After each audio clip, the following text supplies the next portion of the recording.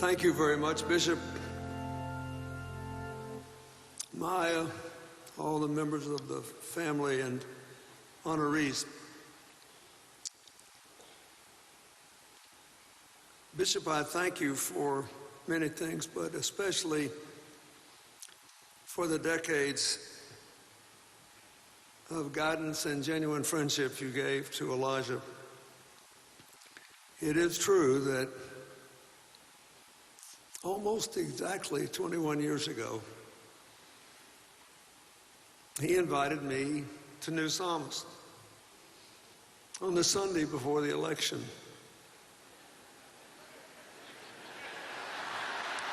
And I remember, I loved that you introduced the staff, because we'd all be dead without the people that are helping us. But if you're president, your staff is always trying to tell you why you shouldn't do something or you shouldn't go somewhere. I remember this very well. They said, it's Tuesday, Sunday before the election. Why would you go? I get why you want to go to an African-American church, but why would you go to Baltimore? I mean, come on.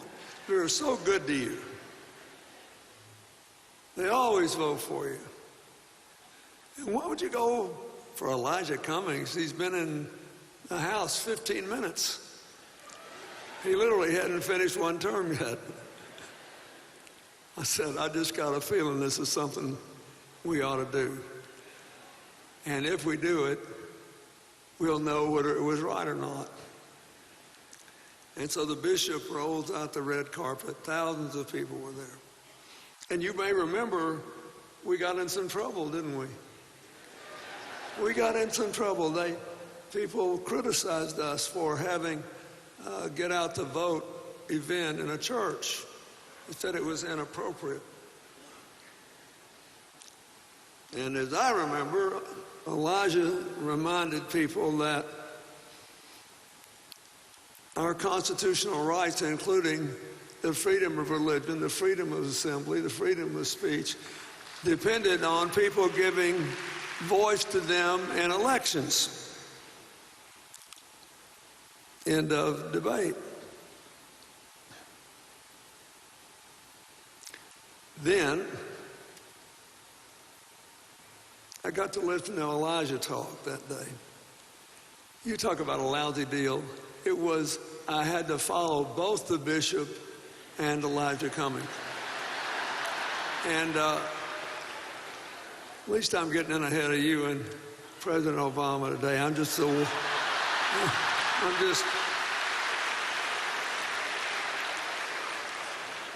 In my old age, I'm the warm-up act. I'm glad to do it.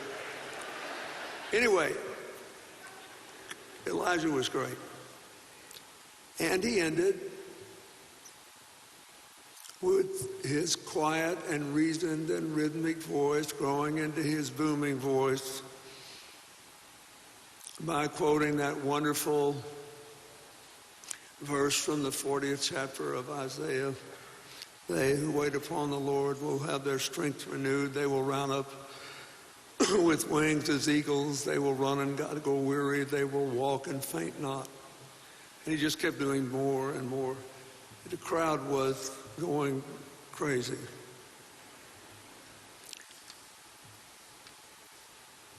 Over the course of these last few days, I've had the chance to think a lot about Elijah's life.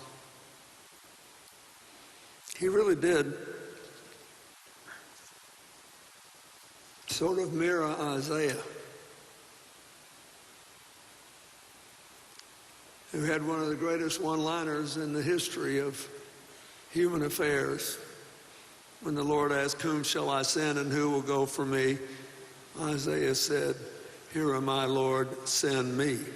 Elijah Cummings spent a whole life saying, send me. An entire lifetime.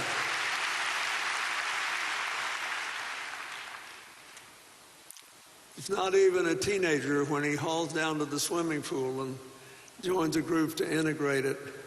and for his trouble gets banged on the head with a glass bottle, leaving him a lifetime scar, which he bore with honor. And then the people of Baltimore sent him to Annapolis, and then you sent him to Washington.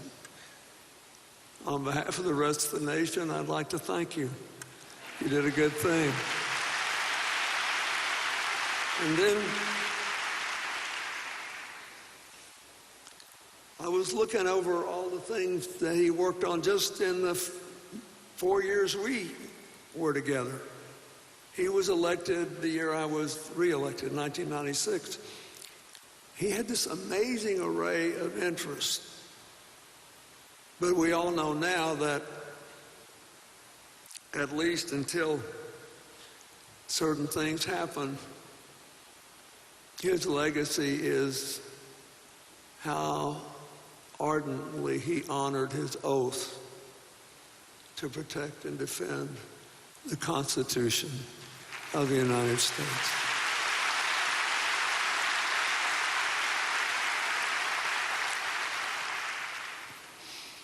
I think he did it for a lot of reasons. He loved the fact that his parents' humble lives made his a great American story. And he loved that it confirmed his faith, but he knew that without the Constitution, the laws that were passed under it, the rights that were guaranteed by it, and the abuses it was designed to prevent, without that Constitution, he would not have been in Congress. And so he said to himself, I am certain every day I will not let this promise be sullied. And he did his best.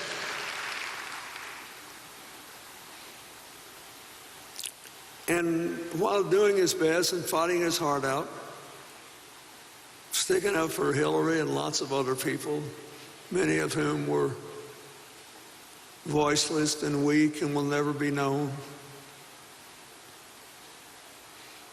While doing all that, he actually made, in one of the most partisan periods in our country's history, a lot of Republican friends. Why did he do that? How did he do that? I think he did it because everybody could see he was the real deal. He was doing what he believed. His heart was in it. And I think he did it because no matter how hard he fought and how passionately he argued, he tried to treat everybody the way he wanted to be treated, the way he thought America should be treated. You know, you can't run a free society if you have to hate everybody you disagree with.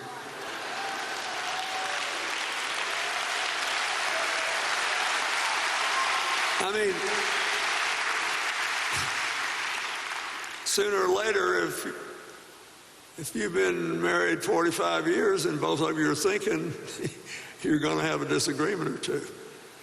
Sooner or later, if you're in a business or a team or in a campaign and you're thinking, you're going to have disagreements. He believed that he should treat people the way he wanted to be treated. And he believed if everybody accepted his broad, endearing, inclusive definition of one America, where we respect our differences and think what we have in common matters more, and we all live under the same set of rules, and we all believe that under those rules, those of us who have more than we need should do more to help those who don't have enough, that everything would work out okay. Now, that's what he believed. And being friends, he was so proud that he could help resolve the personal spat between his Republican congressional friend and new member of the Democratic caucus. But he believed. So here's what I want to leave you with. Elijah spent his working life in the tradition of Isaiah.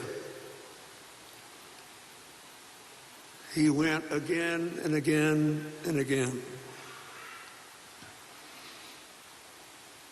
But I think in his lasting legacy to us,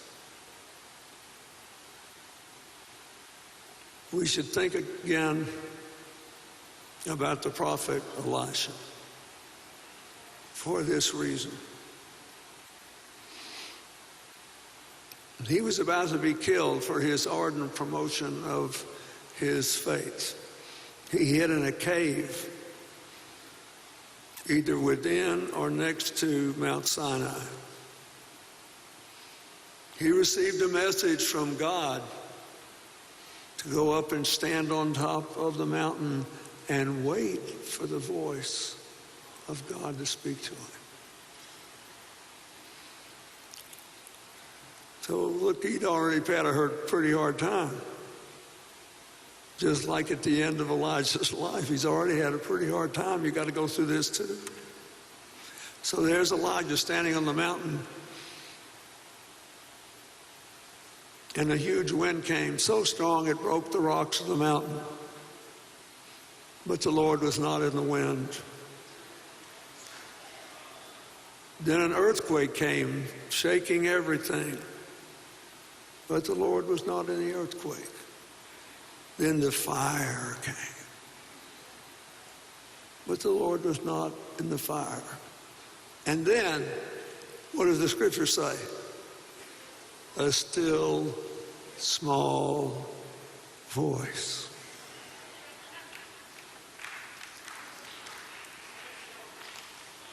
Elijah, by that point, had gotten rid of all the pomp, all the circumstance, all the glory for the still small voice. I love this man. I loved every minute I ever spent with him, every conversation we ever had. I loved his booming voice. But we should hear him now in the quiet times at night and in the morning when we need courage.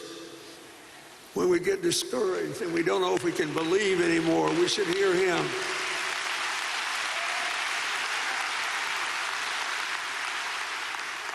Let our Elisha be for us what he himself heard, a still small voice that keeps us going, keeps us grateful, keeps us happy, and keeps us moving. Thank you, and God bless you.